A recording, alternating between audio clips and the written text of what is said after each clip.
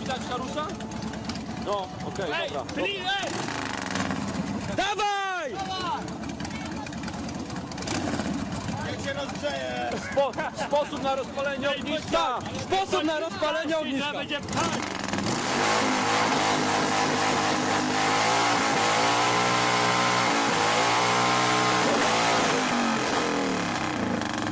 To można wrzucić.